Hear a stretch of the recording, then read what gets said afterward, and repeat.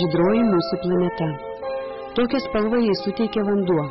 Tokia jis susiformavo per ilgą 4560 milijonų metų istoriją.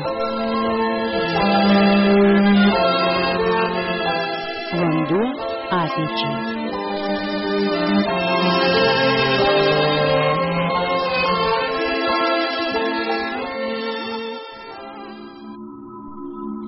Žemės dinamika lemia du pagrindiniai veiksniai – Saulės energija ir Žemės vidinis karštis, atsirandantis dėl gelmėse vykstančio radioaktyvių elementų skilimo.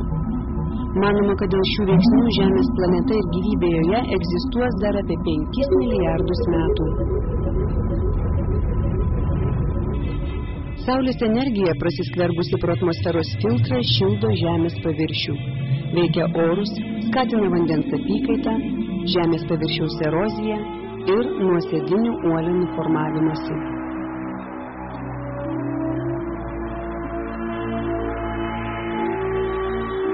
Žemės branduolyje vykstančių reakcijų ir traukos jėgos dėka uolienos slenka, maišosi, susidaro konvekciniai srautai, todėl juda ir Žemės paviršius. Veržiasi vulkanai, vyksta žemės drebėjimai, kyla kalnai, grimzta vandenynų įdubos, formuojasi nauja Žemės pluta, kurioje gausu žmogui taip reikalingų naudingų iškasenų ir mineralų.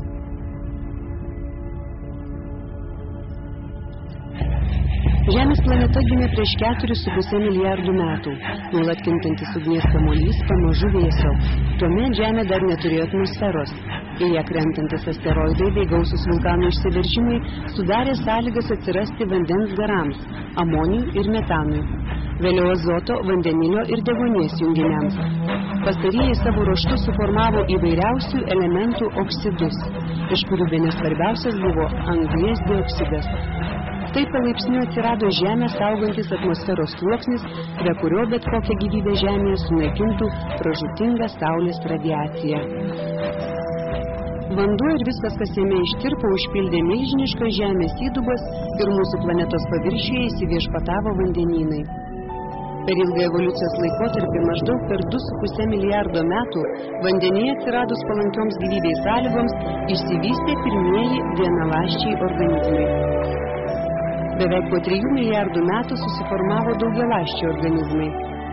Jie įvairėjo, evoliucionavo, įsikėlė į sausumą ir pakilo į orą. Dar po pusės milijardo metų Žeme ėmė vaikščioti pirmykščiai žmonės. Ir dabar vanduo yra pagrindinis gyvybę palaikantis gamtinis išteklius.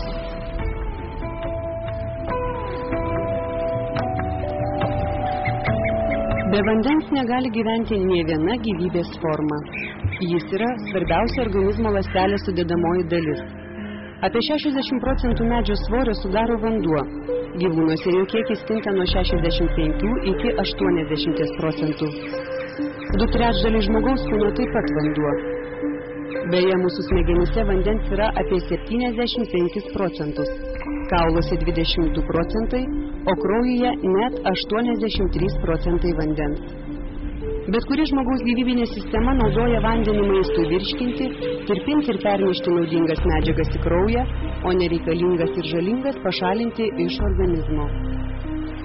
Vanduo kontroliuoja ir žmogaus kūno temperatūrą. Be maisto žmogus gali gyventi kelias savaitės, o be vandens tik kelias dienas. Vanduo mūsų planetoje yra visur. Vandenynuose, ežeruose, upėse, šuliniuose, dirvoje ir atmosferoje. Jis užima 71% Žemės paviršiaus. Dėl vandens gausos, žiūrėdami į Žemę iš kosmoso, astronautai mato ją kaip mėlynąją planetą.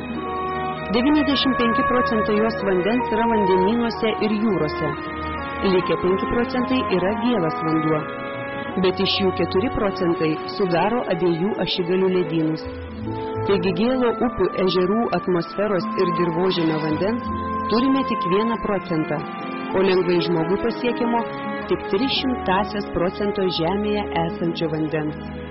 Šią menką dalelę sudaro visas gėlas Žemės paviršiaus vanduo bei požeminis vanduo, kurį galime pasiekti turimomis techninėmis priemonėmis. Dalis gėlo vandens kaupiasi atmosferoje ir debesyse. tačiau žmonija